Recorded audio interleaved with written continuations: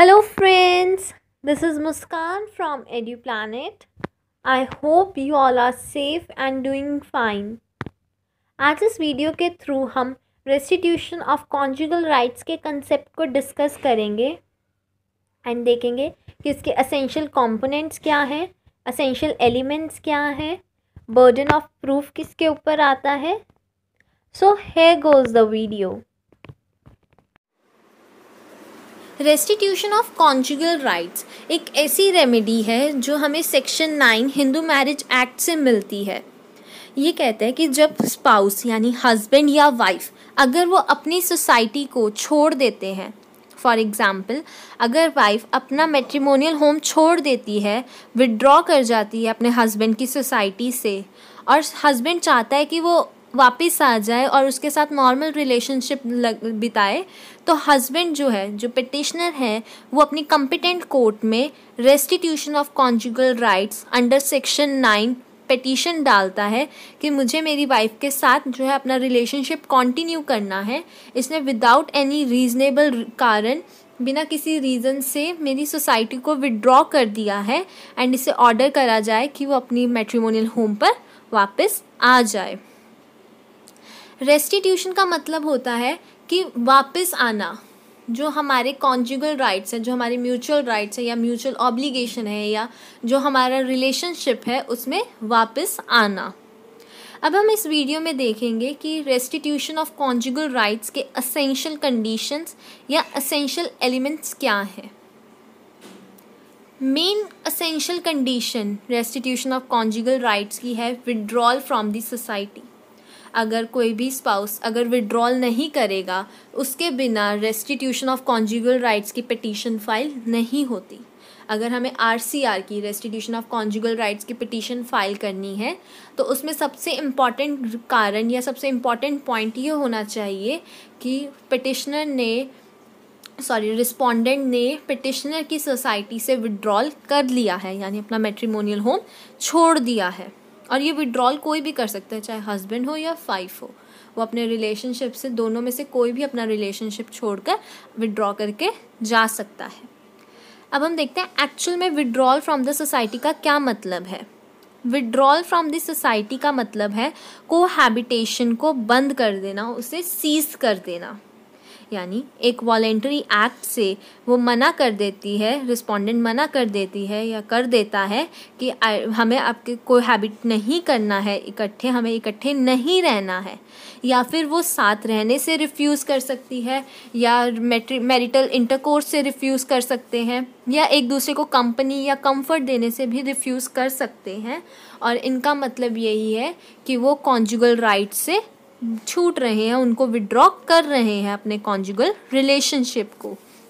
मतलब किसी भी एक्ट से, चाहे वो साथ रहने से मना कर दें या इंटरकोर्स से या कोहैबिट करने से मना कर दें, तो जिस चीज़ से ये शो हो कि वो अपने सोसाइटी से, अपने कॉन्जुगल राइट से विड्रॉ कर रहे हैं, वो हमारा रेस्टिट्यूशन ऑफ कॉन्जुगल राइट्स का इम्पॉर्टेंट एलिमेंट और इम्पॉर्टेंट कंडीशन बनती है. बट ये ज़रूरी नहीं है कि अगर एक जो रिलेशनशिप है अगर उसमें डिफ़िकल्टीज़ बहुत ज़्यादा है और उस रिलेशनशिप में अगर कोई रिजेक्ट कर देता है इकट्ठा रहना, मतलब एक ऐसा रिलेशनशिप जहाँ पर इकट्ठा रहना, एक साथ रहना पॉसिबल नहीं है, और ऐसे में अगर दोनों में से कोई भी हस्बैंड या वाइफ अगर रिजेक्ट कर देते हैं इकट्ठा रहना, तो वो विड्रॉल फ्रॉम सोसाइटी नहीं माना जाएगा. बिकॉज जब रिलेशनशिप स्मूथ नहीं है, उसमें डिफ़िकल्टीज़ हैं, जिस सिचुएशन में अगर वो इकट्ठे नहीं रह सकते, ऐसे में रिजेक्ट करना विड्रॉल नहीं माना जाएगा. ऐसे में रिजेक्ट करना विड्रॉल का कोई भी रीज़न नहीं बन सकता जहाँ पे रेस्टिट्यूशन ऑफ कॉन्जुगल राइट्स की पिटीशन फाइल करी जाए. आरसीआर की पिटीशन तभी फाइल करी जा सकती है अगर सिचुएशन नॉर्मल हो, सब कुछ स्मूथ रिलेशनशिप चल रहा हो, एंड ऐसे में विड्रॉल होता है सोसाइटी से, वो माना जाएगा आरसीआर की पिटीशन के लिए.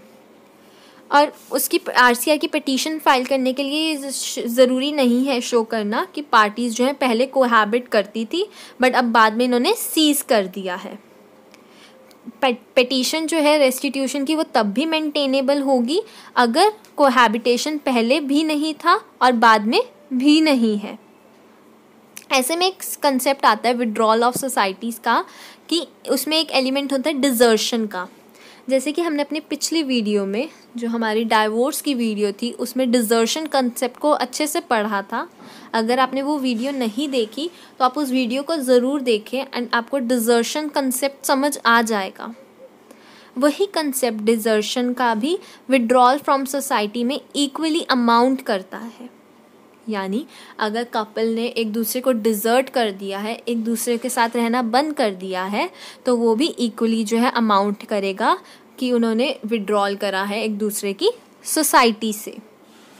ऐसे में एक केस है A.E. थिरुमल वर्सेस राजा राम, जहाँ पे कोर्ट ने ये हेल्ड करा कि अगर पार्टीज़ जो हैं सेपरेटली रह रहे हैं अंडर एक वैलिड सेपरेशन एग्रीमेंट, यानी अगर उनका डिजर्शन जो है वो वैलिड है, एक कोर्ट के थ्रू वो वैलिड है, तो उसे कोई ये नहीं कह सकता कि उन्होंने एक दूसरे की सोसाइटी से विड्रॉ करा हुआ है। अगर इनवैलिड सेपरेशन है, मतलब बिना कोर्ट की परमिशन से है, वो अपनी मर्जी से अलग अलग रह रहे हैं, तो उसे विड्रॉल माना जाएगा। फिर आता है केस ब्रूडी वर्सेस ब्रूडी का, जिसमें कोर्ट ने ये हेल्ड करा कि ये एक वैलिड डिफेंस नहीं है रेस्टिट्यूशन की पिटीशन के लिए कि यहाँ पर प्री मैरिज या पोस्ट मैरिज एग्रीमेंट है कि पार्टीज़ जो है सेपरेटली रह सकती हैं। अगर एज सच कोई एग्रीमेंट है तो उसको एक वैलिड डिफेंस नहीं माना जाएगा RCR की पिटीशन के लिए। एंड नेक्स्ट केस है वेणुगोपाल वर्सेस लक्ष्मी, जिसमें ये हेल्ड करा गया कोर्ट के थ्रू कि पिटीशन फॉर रेस्टिट्यूशन के लिए ये ज़रूरी नहीं है कि शो करना कि पार्टीज़ जो है पहले कोहैबिट करती थी बट लेटर ऑन उन्होंने बंद कर दिया, कोहैबिट करना सीज कर दिया। जैसे कि मैंने आपको पहले भी बताया, कोहैबिटेशन शो करना पिटीशन के लिए ज़रूरी नहीं है। एंड इस केस में भी कोर्ट ने यही हेल्ड करा कि कोहैबिटेशन का शो करना कि वो पहले करते थे अब उन्होंने सीज कर दिया, ये चीज़ ज़रूरी नहीं है। अब हम देखते हैं RCR का second essential condition, that is reasonable cause और रीजनेबल एक्सक्यूज़। जैसे कि मैंने आपको पहले भी बताया था स्टार्टिंग में कि अगर कोई भी स्पाउस, हस्बैंड या वाइफ, एक दूसरे की सोसाइटी को विड्रॉ कर देते हैं, वो भी बिना किसी रीज़नेबल कारण से, यानी कोई एक वैलिड कारण के बिना अगर वो एक दूसरे को डिज़र्ट कर देते हैं, एक दूसरे से अलग रहना शुरू कर देते हैं, तो इसके लिए RCR की पिटीशन जो है मानी जाएगी, वैलिड मानी जाएगी। अब हम देखते हैं कि रीज़नेबल कॉज क्या है। किसी भी हमारे सारे मैट्रिमोनियल लॉज के अंदर जब भी विड्रॉल फ्रॉम सोसाइटी होता है, वो यहाँ पे ये शो करना ज़रूरी है कि रीज़नेबल कॉज या रीज़नेबल एक्सक्यूज़ है।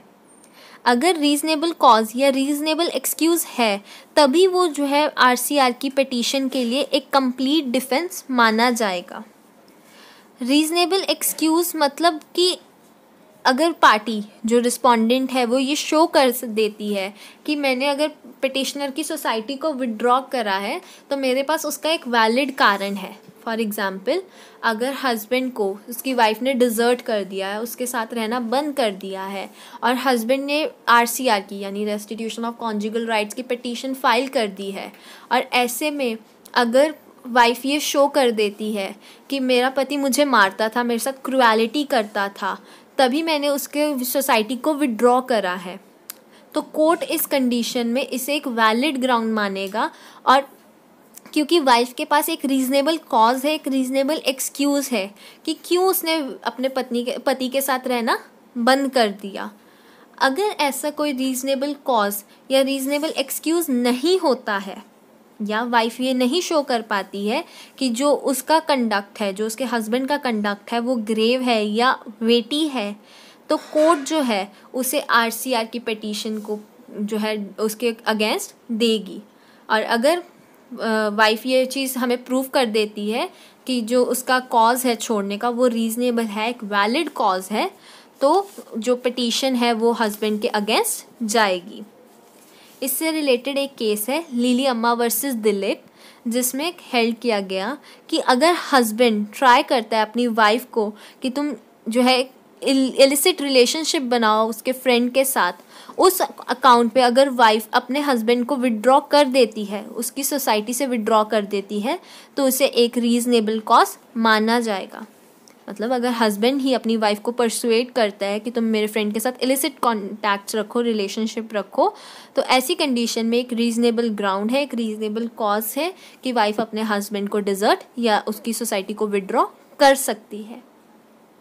नेक्स्ट केस है गुरुदेवो वर्सेस सरवन, जिसमें ये हेल्ड किया गया कि it would be amount to reasonable excuse अगर पेटिशनर गिल्टी है उस कंडक्ट का या उस एक्ट का जिसके कारण से रिस्पोंडेंट का उसके साथ रहना इम्पॉसिबल हो जाए, तो वहाँ पर आरसीआर की पिटीशन जो है फाइल नहीं की जाएगी।